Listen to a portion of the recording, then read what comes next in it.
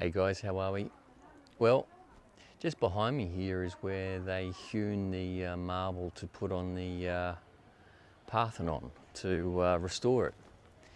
So interesting stuff. Lots of pieces of rock here that I suppose are thousands of years old, and very interesting. So just wanting to sort of address some of the more practical issues on how to do the overseas exile thing. It really depends on what sort of situation you are in regards to your family. Now, if it's just you, it makes it a lot easier, or just you and a significant other. If you've got kids, that is a whole different ball game. And the other thing that makes it difficult is also how much resources you have behind you. And if you've got a lot of resources, obviously it's going to be a lot easier. If you have limited resources, it's going to be a little bit harder. But it's not insurmountable. The other thing that you'll want to keep in mind if you're going to do the overseas exile thing, right? You're going to travel. So I'm going to base this on the PT5 flags. But I'm just going to basically say, look, what you take is what you carry. And I'm one of the worst in regards to that. I have been one of the worst in the past. I've gone on hikes with ridiculously heavy backpacks and had to cart the bloody things for hundreds of kilometers, and it's not a very pleasant experience at all. So as you experience, traveling, and you become more experienced at traveling, you realize the less you carry, the less you take, the less you carry. It's a much more pleasant experience. I know a couple of years ago, my wife and I came to Greece and had a bit of a holiday on the islands, and then my wife said, hey, what about if we just go and travel other parts of Europe? So what we did was basically go back to Athens, stayed in a hotel for a night, and said to the hotel, do you mind if you look after our luggage for a couple of weeks? And they said, not a problem. So we booked in our accommodation for the return trip and left our luggage there, but we took 2 little backpacks. And that was enough for us to get by the next 2 or 3 weeks. And we travelled through Italy and Spain and a little bit of France, etc. So, mind you, ever so briefly, France. But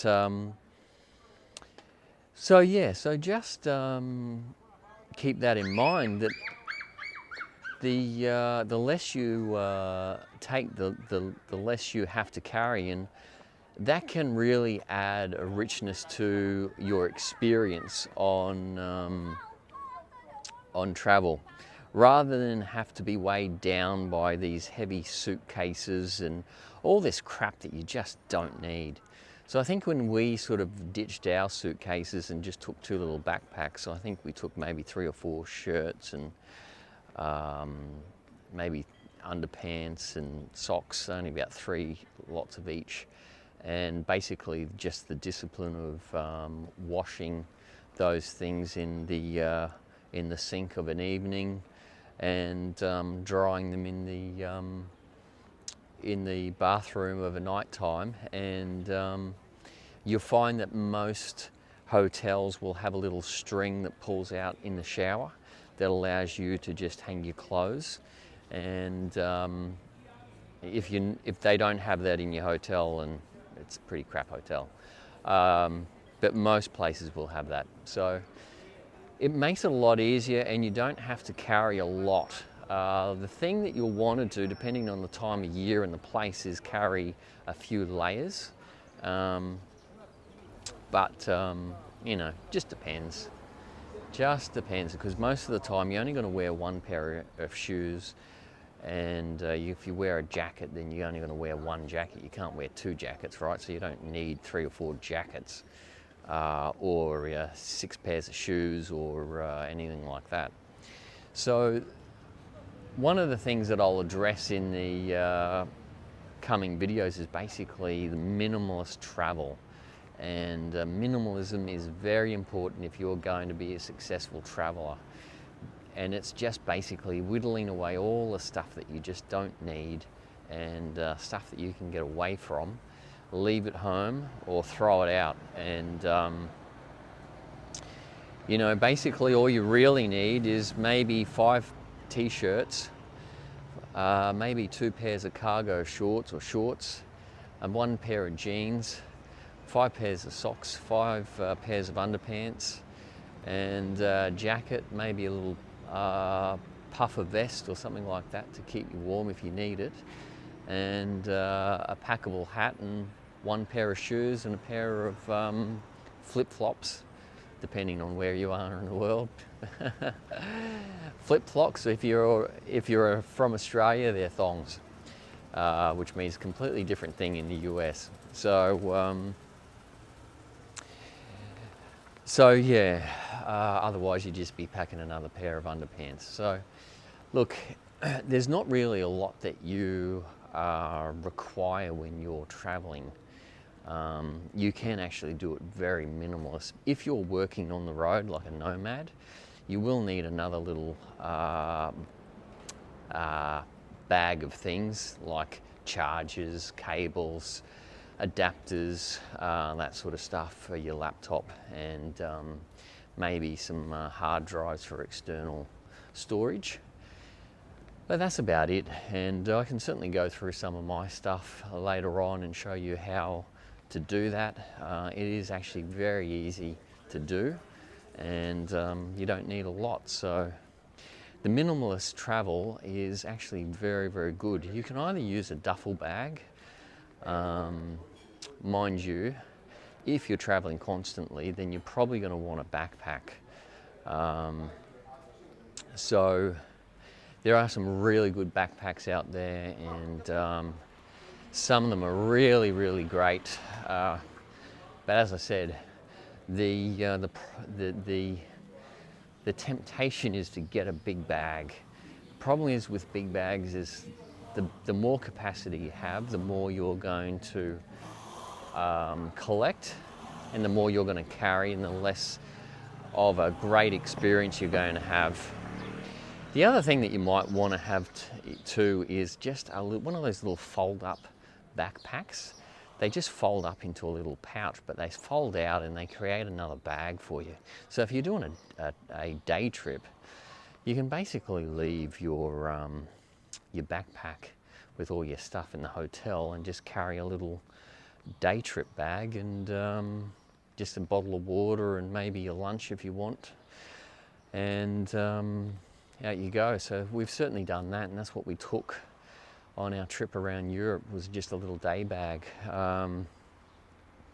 Makes life a lot easier, and don't forget your hat. So that's really, some people have no idea what the hell they're doing.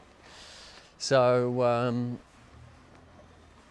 that's basically all I would advise for that. I mean, if you're going to travel continually, and you want to do it in a minimalist way, that certainly is a good way to do it. It's very achievable. A lot of people do it nowadays. And as I said, if you take a lot of stuff, then you're going to carry that. So, and it's a real pain. So I'm going to go through some more videos and just show you that you don't have to be absolutely scraping by if you're going to do that. You don't have to, you know, do it on an uncomfortable way. There are some really good ways to travel, and they can be quite luxurious, quite affordable, and you don't have to do it tough, so to speak. So Anyway, guys, I'm going to leave that there. Hope you're having a great day. If you haven't liked and subscribed to the channel, do that. Helps us out. And there you can join the Overseas Exile Facebook group and go from there. So maybe minimalism is for you. So if you're migrating, you probably may not want to do minimalist, but anyway, that's a whole different ball game. So anyway, guys, look, I'll do another video later on for families and those wanting to migrate, and what you'll need, or possibly some other options for you. So, all right, guys, hope you're having a wonderful time, and we'll speak with you soon.